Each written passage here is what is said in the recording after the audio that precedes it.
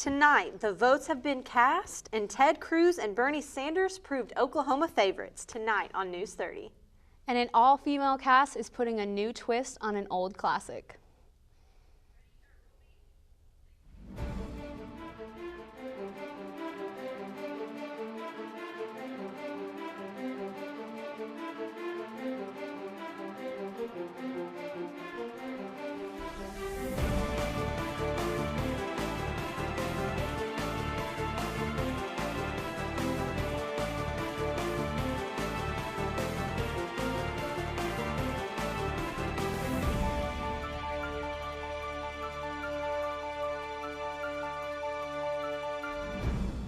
Welcome to News 30. I'm Lindsay Skinner.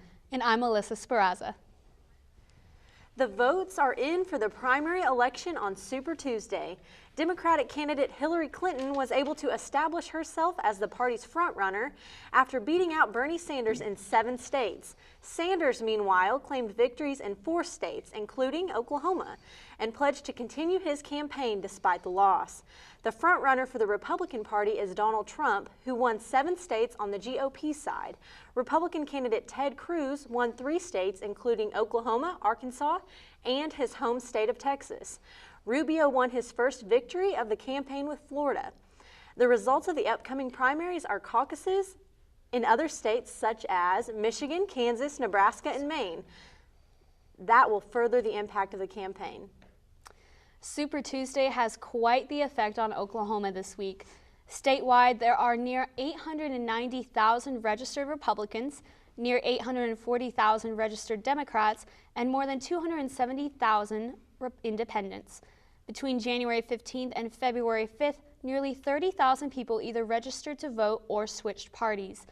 In Oklahoma, Ted Cruz won with 34% of the Republican votes, where Bernie Sanders won 51.9% of the Democratic votes.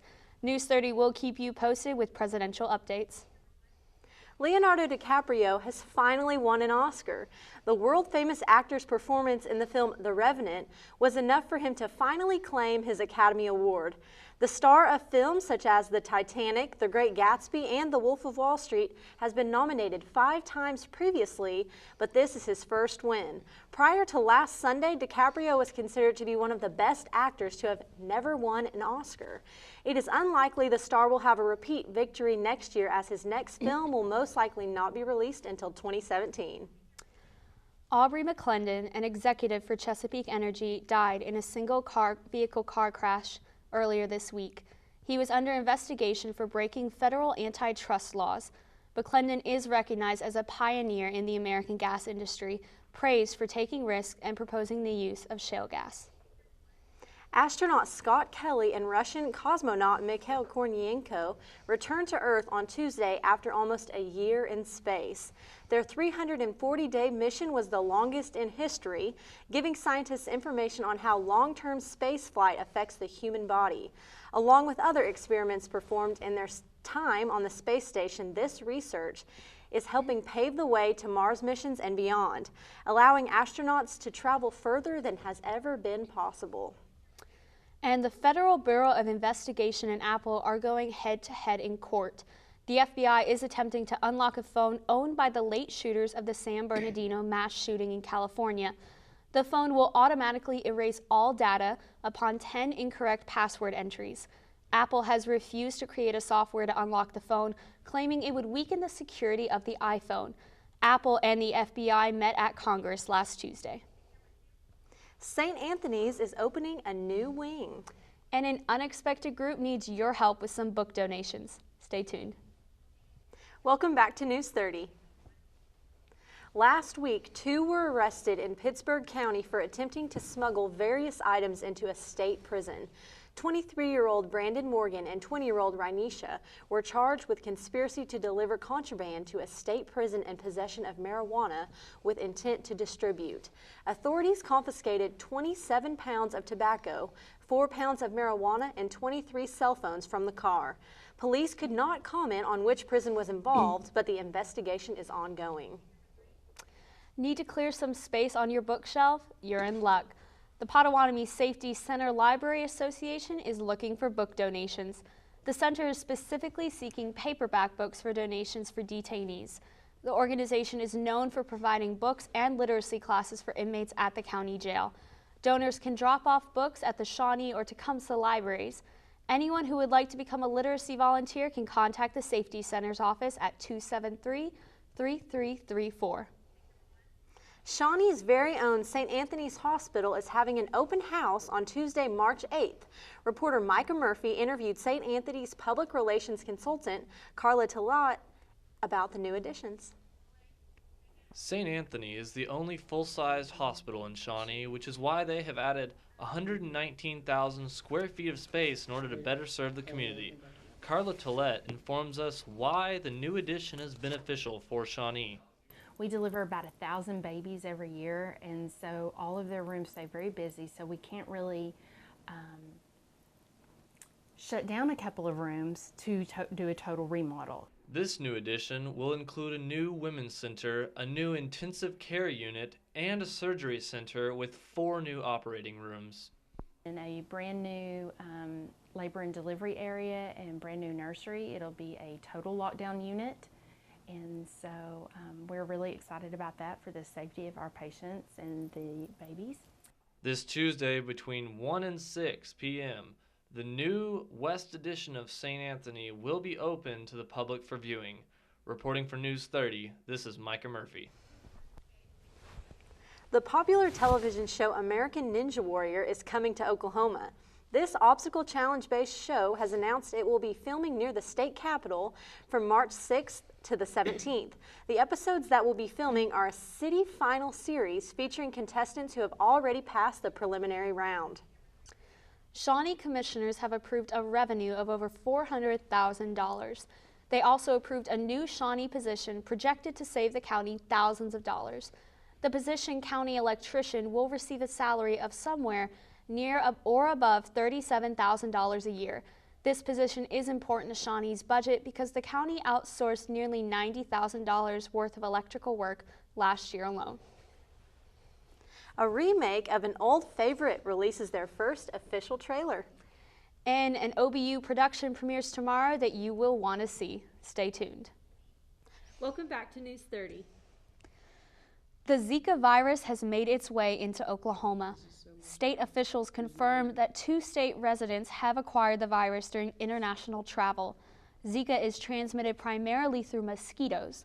Symptoms include fever, rash, muscle and joint aches, and red eyes. If you are traveling for spring break, be sure to take extra precautions against mosquito bites. Oklahoma Baptist University will be putting on a production of Sophocles' Oedipus Rex Friday, March 4th at 7:30 p.m. An additional showing will be held at 2:30 p.m. on Saturday, March 5th. Tickets are on sale now, and the play will be staged in OBU's Craig Dorland Theater in Shawnee Hall. And who are you going to call? If the answer is Ghostbusters, you may enjoy the release of the official trailer for the remake of the original movie. Unlike the original, however, the remake features an all-female cast, which includes comedian Melissa McCarthy, Bridesmaid star Kristen Wiig, and Kate McKinnon and Leslie Jones from SNL. These leading ladies have banded together to prove that they aren't afraid of any ghost, as they attempt to find and stop the owner of a device that amplifies the paranormal activity in New York City. Well, Netflix just announced that Fuller House has officially been renewed for a 2nd season. After only running for about 3 weeks, the show, which now centers around DJ and Stephanie Tanner and Kimmy Gibbler, has become a fan favorite in only a short amount of time. When we come back, Jason Berger has this week's sports update. Don't go anywhere, we'll be right back. Welcome back to News 30. Here's Jason Berger with this week's sports update.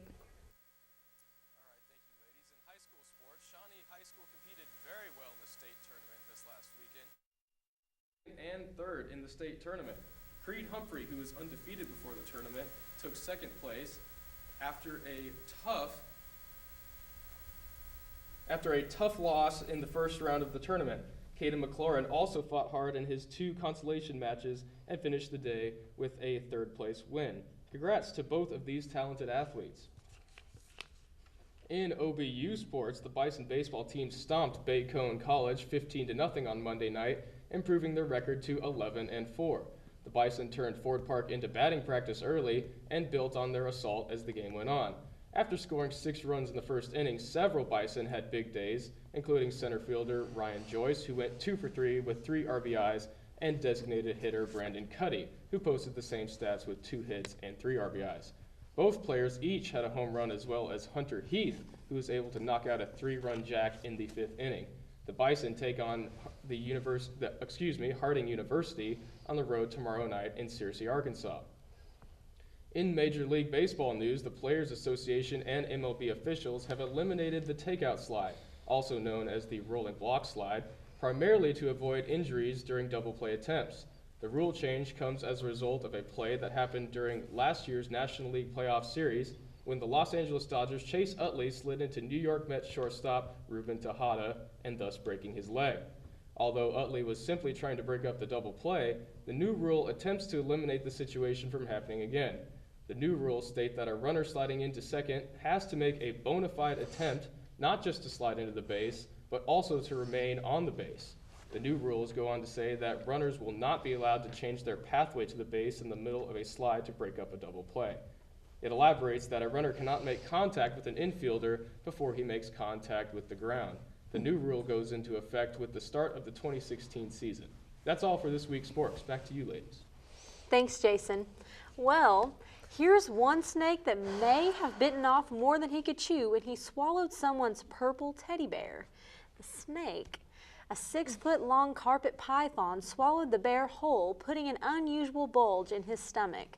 A snake catcher, Tony Harrison, noticed the bulge, which prompted the x-ray. And after seeing the bear, the snake underwent surgery to remove the bear, which has since been washed several times, I'm sure. The python, who now has 15 stitches, will have to go on antibiotics before being released from care. Hopefully from now on, this snake will decide to cut back on her comfort food. I sure hope so. Well, that's all we have for tonight.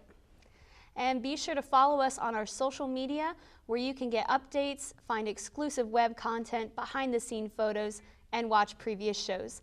Find us on Facebook, Twitter, and YouTube at Shawnee News 30. Have a great night.